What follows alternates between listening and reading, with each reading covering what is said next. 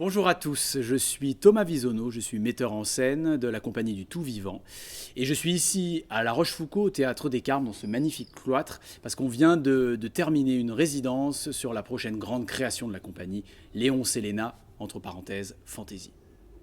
Léonce et Léna Fantaisie, c'est une pièce de Georg Büchner qui a été écrite au XIXe siècle, en 1836, et qui raconte l'histoire d'un prince, Léonce, et d'une princesse, Léna, qui ne se connaissent pas. L'un est dans le royaume de Popo, l'autre dans le royaume de Pipi, qui vont bien sûr être promis l'un à l'autre, ne veulent surtout pas qu'on s'occupe de leur destinée, de leur destin à leur place, et vont décider de fuguer chacun de leur royaume, et par le plus grand des hasards théâtrales, vont se retrouver dans le même endroit, dans la même auberge, où ils vont, sans savoir qui ils sont l'un pour l'autre, tomber amoureux. Merde, j'ai un peu spoilé l'histoire, mais en même temps, c'est pas vraiment le but de l'histoire parce que c'est une grande, on va dire, dissertation philosophico-comique autour du destin, de la destinée, et plus globalement autour de l'amour. Est-ce que on peut échapper à son destin? Est-ce qu'on peut échapper à sa condition sociale? Est-ce qu'on peut échapper à ce qu'on a prévu pour nous? Est-ce qu'on peut échapper au monde qui nous conditionne? Donc, je vous ai un petit peu spoilé l'histoire, mais en réalité, c'est pas le fondement même de la pièce de Büchner. C'est une pièce qu'on travaille depuis quelques temps maintenant, avec 5 acteurs au plateau.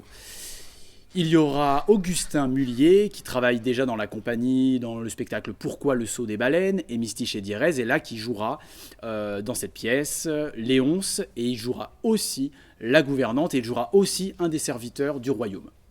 Présent aussi dans la distribution Frédéric Périgot, qui est un grand habitué de la compagnie du Tout Vivant, sur Voler prend deux ailes, Un travail de fourmi, et là qui jouera plusieurs rôles, mais non notamment Valerio, la gouvernante et Léonce. Également dans la distribution, un nouveau dans la compagnie du Tout Vivant, Vincent Nadal, qui jouera Valerio, qui jouera le roi et qui jouera aussi Léonce. Et nous avons quand même dans cette distribution de 5 comédiens, 2 comédiennes, et non des moindres. Julie Lalande, qui a déjà travaillé aussi avec la compagnie du Tout Vivant sur Horace et Une génération perdue, et qui, elle, joue la gouvernante, Valerio et le roi. Et pour finir, la plus jeune de l'équipe, Laure Descamps, qui est aussi une toute nouvelle dans la compagnie du Tout Vivant, et qui, elle, joue seulement Léna. Je dis seulement parce qu'en fait c'est un peu tout le but du travail qu'on est en train de mettre en place autour de cette pièce de Büchner, qui est une pièce centrale de l'histoire du théâtre, très connue des comédiens, des metteurs en scène, très peu connue par contre du grand public, d'où son intérêt. C'est une pièce fondatrice parce que c'est une pièce qui questionne vraiment le romantisme, c'est le cœur du romantisme allemand, mais c'est un romantisme allemand qui essaye vraiment de s'en extraire, qui réfléchit sur l'idée même du romantisme. Et c'est ça qui en fait justement sa modernité aujourd'hui.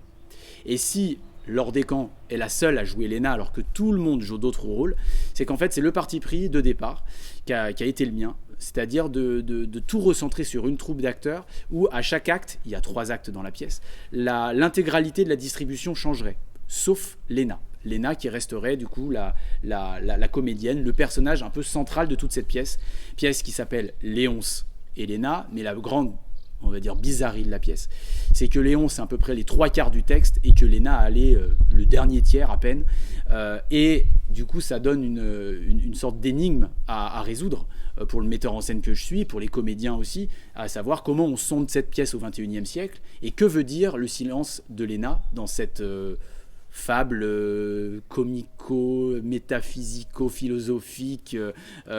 Son silence, sa minorité vraiment en termes de place, raconte quelque chose de très fort, de très violent aussi, de très ironique sur le destin, sur la destinée, sur le rôle des femmes, sur la place des femmes et sur, on va dire, le jeu amoureux.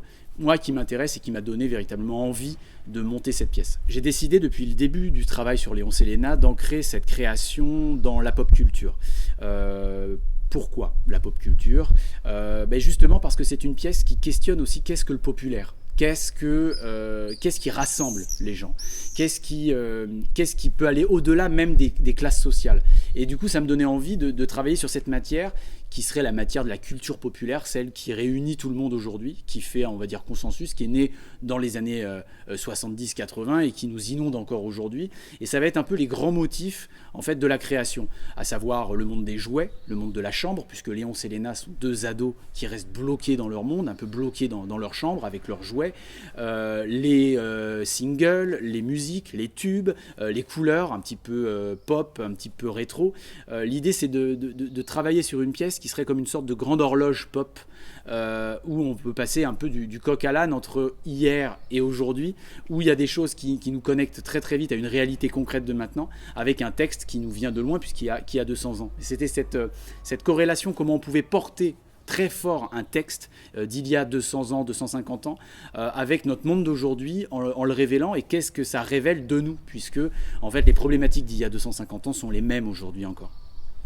Léon Séléna Fantasy sera créé dans un peu moins d'un an maintenant, plutôt même je dirais 8 mois, au Théâtre du Cournot d'Agen, en janvier 2023. Là, c'est un moment très particulier pour nous, puisqu'on arrive en fin de saison, et il nous reste encore un certain nombre de résidences avant la création en janvier prochain.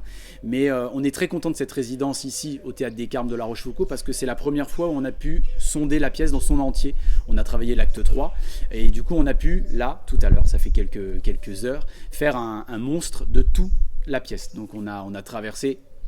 On me dit dans le rétroviseur que mes cheveux partent en cacahuète. On a pu traverser tous les actes, donc constater un petit peu les défis qui nous attendent.